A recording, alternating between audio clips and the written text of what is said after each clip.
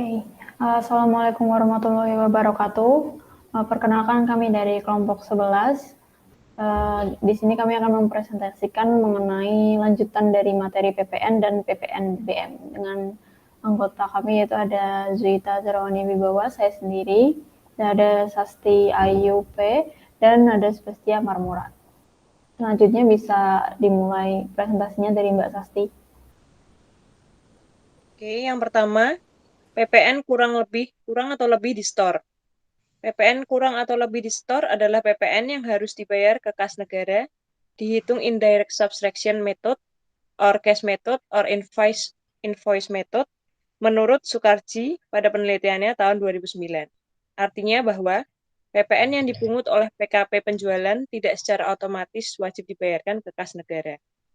PPN yang wajib dibayarkan ke kas negara merupakan PPN yang dipungut oleh PKP pada saat melakukan penyerahan BKP dan atau JKP, disebut sebagai PPN keluaran.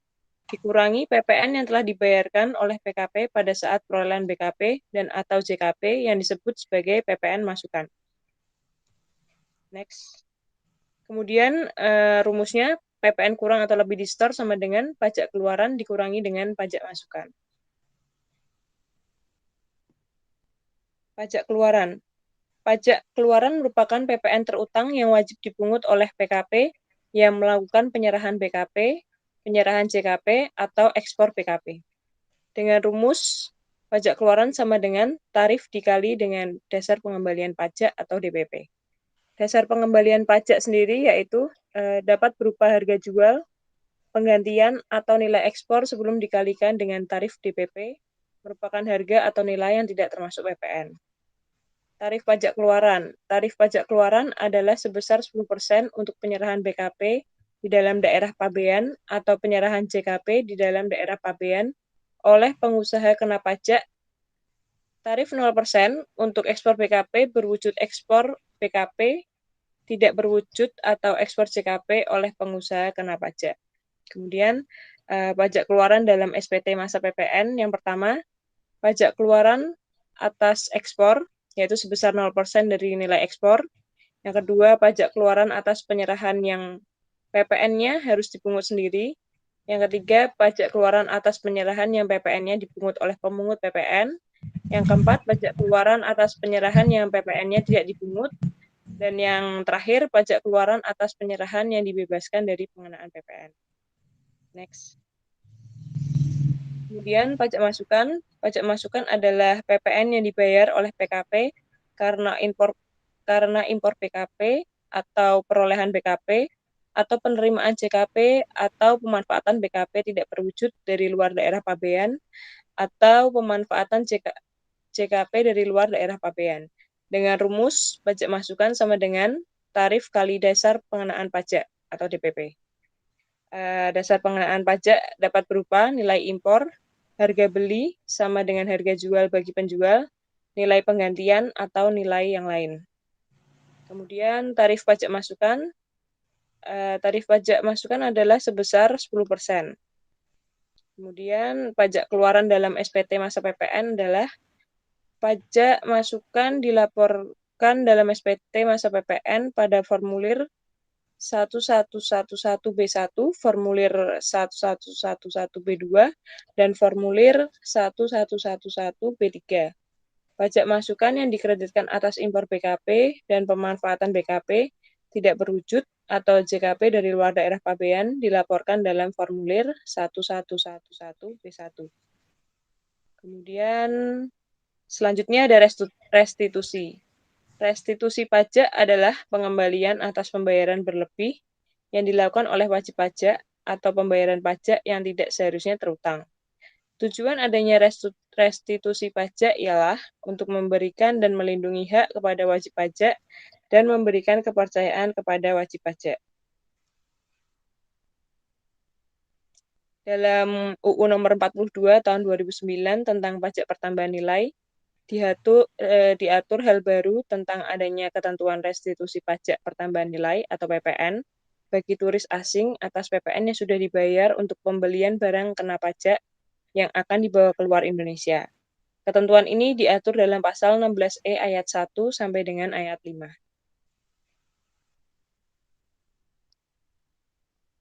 Mekanisme pengembalian menurut pasal 16E ayat 3 UU PPN mengatur tentang mekanisme bagaimana orang asing atau turis asing dalam bahasa yang sederhana dapat melakukan restitusi PPN dan PPNBM.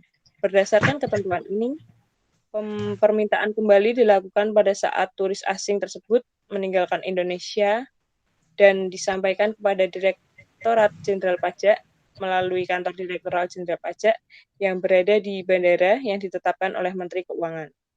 Adapun dokumen yang harus ditunjukkan pada saat melakukan permintaan kembali atau PPN dan PPNBM yang sudah dibayar sesuai dengan ketentuan pasal 16E ayat 4 UU PPN adalah yang pertama paspor, kedua pas naik atau boarding pass untuk keberangkatan keluar daerah pabean, dan faktur pajak. Next. Kemudian di sini ada PPNBM. Secara umum pajak penjualan atas barang mewah atau seringkali disebut dengan pajak barang mewah adalah pajak yang dikenakan atas transaksi barang kena pajak yang tergolong mewah, baik yang diproduksi di dalam negeri maupun diimpor. Kemudian pajak penjualan atas barang mewah dihitung sebesar tarif PPNBM dikalikan dengan dasar pengenaan pajak atau DPP. Di sini DPP yang dimaksud dapat berupa harga jual, nilai impor, nilai pengganti, nilai ekspor, atau nilai lainnya yang ditetapkan oleh Menteri Keuangan. Untuk lebih jelasnya, perhitungannya akan dijelaskan oleh teman saya, Sebastian. Untuk menghitung PPNBM yang terutang, bisa menggunakan rumus tarif PPNBM dikali dasar pengenaan pajak. Sedangkan untuk menghitung DPP bisa menggunakan rumus 100/110 plus tarif PPNBM, kemudian dikalikan dengan harga jual atau nilai penggantian. Untuk menghitung PPNBM yang terutang, bisa menggunakan rumus tarif PPNBM dikali DPP. Perhitungan PPNBM dalam hal yang mencakup PPN dan PPNBM dapat juga dilakukan dengan cara membagi penjumlahan 110 plus tarif PPNBM, kemudian dibagi dengan membagi dengan tarif PPNBM dikalikan harga jual atau nilai penggantian. PPN atas kegiatan membangun sendiri. PPN pajak pertambahan nilai atas kegiatan membangun sendiri diatur dalam Peraturan Menteri Keuangan Republik Indonesia Nomor 163 PMK 03 tahun 2012 tentang batasan dan tata cara pengenaan pajak pertambahan nilai atas kegiatan membangun sendiri. Ada subjek pajak, yaitu pribadi atau badan yang membangun untuk keperluan pribadi, tidak untuk kegiatan usaha. Yang kedua ada objek pajak, yang dimaksudkan adalah kegiatan membangun sendiri, yang adalah kegiatan membangun bangunan yang dilakukan tidak dalam kegiatan usaha untuk pekerjaan oleh orang pribadi atau badan, yang hasilnya digunakan sendiri atau digunakan pihak lain. Yang ketiga ada saat dan tempat pajak terutang. Saat terutangnya PPN atas kegiatan membangun sendiri dimulai pada saat dibangunnya bangunan sampai dengan bangunan selesai dibangun. Dan yang terakhir, ada cara untuk menghitung PPN. PPN terutang bisa dihitung dengan cara mengkalikan tarif dengan dasar pengenaan pajak. Tarif PPN atas kegiatan membangun sendiri adalah sebesar 10%. Dasar pengenaan pajak atas kegiatan membangun sendiri adalah 20% dari jumlah biaya yang dikeluarkan untuk membangun bangunan, tidak termasuk harga perolehan tanah. Dengan demikian, rumus untuk mengukur besarnya PPN adalah PPN terutang sama dengan 10% dikali 20% dikali jumlah biaya yang dikeluarkan untuk membangun bangunan.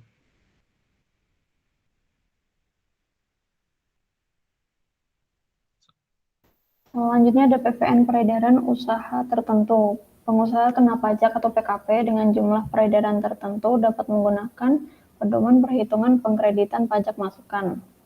Selanjutnya wajib menggunakan SPT masa PPN yaitu 1111 DM.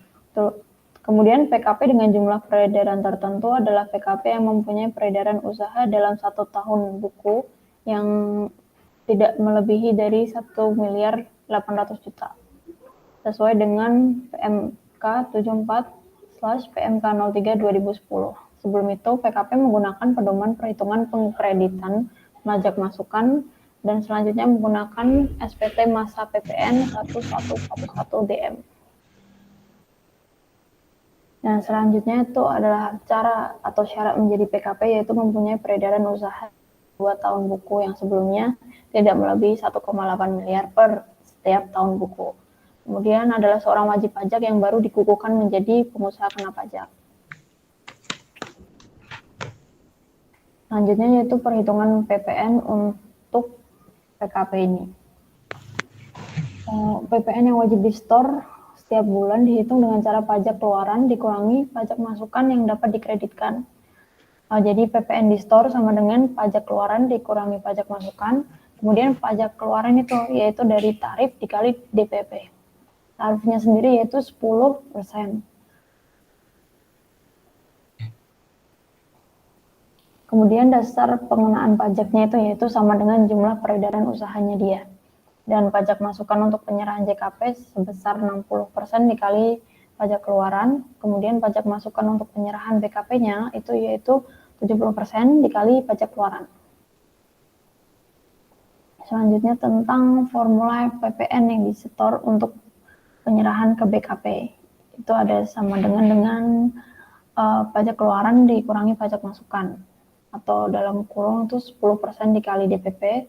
Kemudian dikurangi 70% dikali 10% dikali DPP. Kemudian PPN yang di-store untuk penyerahan BKP itu sama dengan 3% dikali DPP. Lalu PPN yang di-store untuk penyerahan BKP juga pajak keluaran dikurangi pajak masukan. 10% dikali DPP dikurangi 60% dikali 10% dikali DPP. Dan PPN yang di-store untuk penyerahan BKP sama dengan 4% dikali DPP. Kemudian PPN dan PPNBM atas penyerahan kepada pemungut PPN. Tata cara pemungutan, penyetoran, dan pelaporan PPN dan PPNBM oleh bendaharawan pemerintah ditetapkan dalam keputusan Menteri Keuangan nomor berikut. Bendahara pemerintah atau bendahara pejabat melakukan pembayaran yang dananya dari APBN atau APBD. Nah, untuk tata cara pemungutan itu ada pertama ruang lingkup.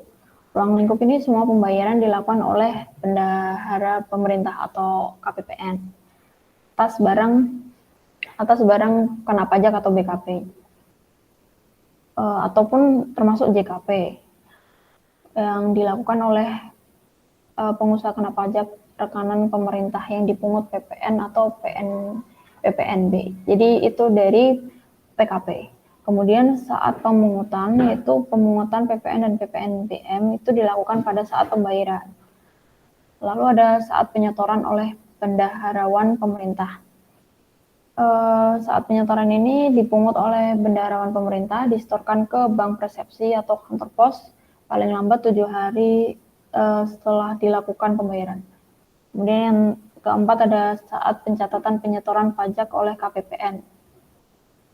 Pencatatan ini meliputi PPN dan PPNBM dipungut oleh KPPN dilakukan saat pemungutan pajak. Dan yang terakhir ada dasar pemungutan yaitu jumlah pembayaran yang dilakukan oleh bendaharawan pemerintah atau KPPN dengan jumlah yang dibayarkan itu sebagaimana terlampir dalam surat perintah pembayaran atau SPM. Selanjutnya tata cara pelaporan. Di sini ada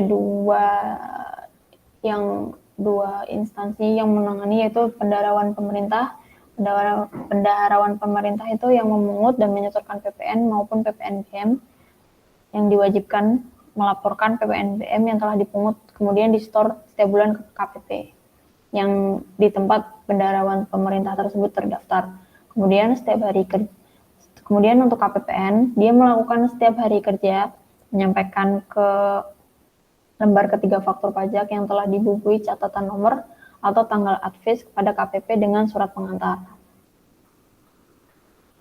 Yang terakhir yaitu PPN dan PPNBM yang tidak dipungut oleh bendaharawan pemerintah. Jadi yang tidak dikenai oleh pajak yaitu pembayaran yang jumlahnya paling banyak 1 juta dan tidak merupakan pembayaran terpecah. Kemudian pembayaran untuk pembebasan tanah. Ada pembayaran juga atas penyerahan BKP atau JKP yang menurut ketentuan undang-undang itu berlaku mendapat fasilitas PPN tidak dipungut atau dibebaskan dari PPN. Kemudian pembayaran atas penyerahan BBM dan bukan BBM oleh Pertamina. Yang lalu ada pembayaran atas rekening telepon dan yang terakhir pembayaran jasa angkatan udara yang diserahkan oleh perusahaan penerbangan. Sekian presentasi dari kelompok kami. Apabila ada kesalahan ataupun koreksi lain bisa langsung disampaikan dan kami memohon maaf apabila kurang maksimal dalam menyampaikan. Akhir kata, wassalamualaikum warahmatullahi wabarakatuh.